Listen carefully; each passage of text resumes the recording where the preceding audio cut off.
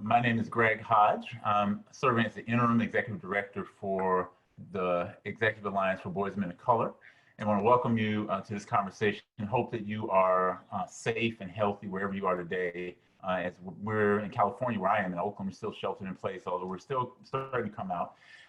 We have a wonderful conversation planned for today under the theme of connecting our work, strengthening our communities. A long overdue conversation, a set of conversations around the relationship between the girls and women of color work and the boys and men of color work. And we've assembled a great set of thought partners to have that conversation with this morning. I think of Black women scholars who were writing, in the 1700s about the particular and unique struggles of Black women and girls, the erasure of those experiences in many ways in public discourses, and the ways in which the struggle to be seen in various ways, has been very prevalent in our communities. Even as Black women and girls were leading many of the movements, often as Black women and girls were engaged in constructing many of the frameworks that we use to talk about conditions in our communities. And I think we were living with a scenario where Black women and girls were simultaneously highly visible, but also, that the great visibility on the front lines of many of our movements and behind the scenes and organizing in many of our movements sort of led us to this belief that the women were fine, the girls were fine. There were a lot of conversations, sort of fast forward to that were happening, maybe 10 to 15 years ago, that echoed much of that sentiment, where there was a growing and deep investment in the conditions and needs of men and boys of color without there really being a commitment to talk about this using the framework that Kimberly Crenshaw has given us around intersectionality, that Sojourner Truth gave us when she asked, "Ain't I a woman?" That we needed to explore not just the data that were presented to us, but we needed to ask harder questions of ourselves and our community if we really wanted to be whole and well as a community. That a lot of the conditions that were impacting the girls and women meant that we had to reconcile some of the harm that was happening within our communities. And that was really difficult to reconcile with the work when we're trying to establish a need for there to be a rigorous investment without pathologizing Black malehood.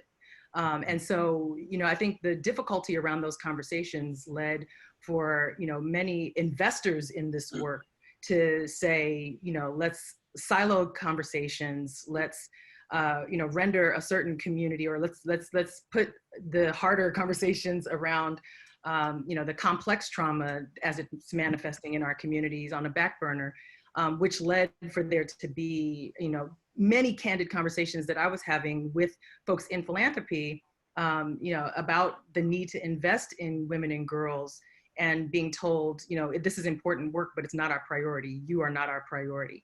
The prioritization of harm in many ways led to, not just an invisibility, but a pseudo hierarchy of pain that really didn't reflect what was happening in our communities. The plight of Black men deepens, elevated this conversation in philanthropy.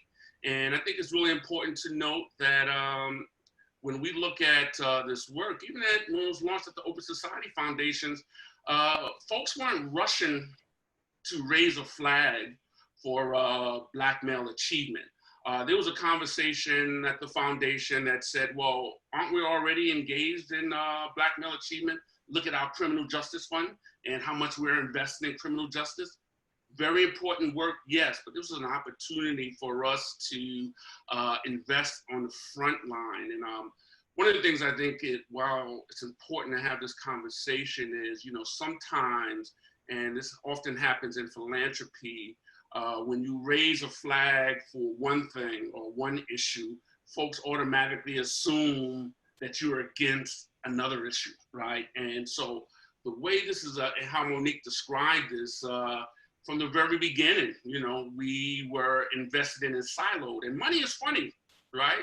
Money is funny when you don't have it, and money is funny when you do have it. What we have to do is understand our capacity to steward resources as an act of justice, and recognize that justice is as infinite as there are possibilities, right? Justice, we can't divvy up. It's not a pie, right? And so if we think about our instruments that we have available to us, the conversations, the framing, the relationships, the opportunities to connect, that's when we then get to the place where we can push ourselves to be a stronger, bolder community. If we, again, all agree that the apparatus we all live under is anti-Black, white supremacist, which are two different things, anti-Black, white supremacist, heteronormative, transphobic, right? At the very least, then we have to understand that the non-industrial in the non-profit industrial complex, philanthropy as it used to be, all reinscribe that apparatus or that structure. It serves it, right? So the nonprofit industrial complex can't be removed from its relationship to prisons, its relationship to policing, its relationship to, child protective services, or, the welfare state that was also anti-Black, or foster care, or schools. It's all of the same kind of apparatus. We happen to be one of the tentacles. When, Dr. Morris mentions what happens, during, kind of the first iteration of abolitionist work, we're seeing that it's not coincidental. It's structured. It's a part of a continuum, right? So our job is to resist that versus reinscribe it. Our job is to not obey the terms by which the state and the nonprofits, industrial complex, philanthropy, we can't reproduce what they said is gender. What they said was gendered violence. What they said is racial violence. The hierarchy between, boys versus girls is not coincidental. It serves the white supremacist anti-Black state. We have to actively resist that. So one of the things that this conversation really holds on for me is that that we do get the opportunity and have the audacity and the courage to ask for more, to create more space, not to recreate the silos that folks are exhibiting to us. Not that that makes us not highlight the things that we're working on, but talk about them in community. We know that Black women and women of color do not live in homes by themselves, right? That they live in homes that include Black men, or that include men of color, that include gender nonconforming folks, that include trans folks, and that we live in community with each other. And when one person gets help, everyone gets help. But we have to talk about exactly what's happening, I think, in the household overall. It's how we hold the question, how we understand the problem. I feel like it keeps us trapped in a little bit of a box. So in one sense, we do, in that sort of intersectional way, we acknowledge gender sort of as one of those variables, in the same way that we have to acknowledge ability, that we have to acknowledge sexuality, that we have to acknowledge age. We make it seem as though sort of all we have to do is like sort of distinguish between either one. And I think that it still really does leave a lot of people out of the conversation. And to sort of Connie's point earlier about who gets to decide sort of who is a girl and who is a boy and what resources they get because of that designation, it makes real, like we reify that sort of binary, we reify boy or girl, and we know that is leaving a huge swath of people out of the conversation. Any recommendations for how we should move forward? Any recommendations for philanthropy beyond what you've already indicated? That other foundations really listen and do the research and study the young people and that of what has come before us. Here's the beginnings of, I think, of a mini manifesto on how do we move forward, right? Because I have been just like blown away, and I'm just the joy piece and so many of the points. And as a point of departure, let's get this document, let's get this white paper. And how do we contribute to it? How do we use it as a catalyst for invitation and more conversation and adding on to it, right? So I worry about us missing or not maximizing this moment that we just had. So that's a concrete recommendation on all that we shared today. much of what I think I would recommend has to do with proximity. And so how continuing to sort of create space sort of internally by bringing people together like us who are interested in sort of serving youth of color and making sure that they have what they need.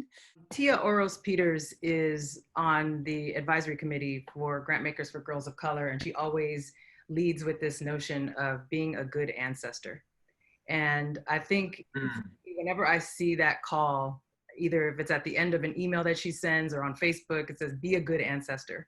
I think, you know, that we call upon our ancestors, we look to our ancestors for what they provided for us in so many ways, that part of what that means for me is that I have to continue, and I think we should collectively continue to deeply interrogate power. We should interrogate our own individual power, our collective power, how we use it, and how we distribute it. So I want to thank all of you for being on with us today. We got some great suggestions. We see this at the Executive Alliance as not a one-off conversation, but this is going to become a part of our work. So you'll be hearing more from us about that. I want to thank our co-sponsors, the Alliance for Boys and Men of Color, the Rosenberg Foundation, and Funders for Justice for this conversation. And again, I want to thank Shawn, Connie, Monique, Chi, and Shawnda for the work that you're doing and for spending a little bit of time having this conversation today. So thank you all very much. Stay healthy, stay strong in this next period of time as we do the work on behalf of our communities, and we'll see you soon.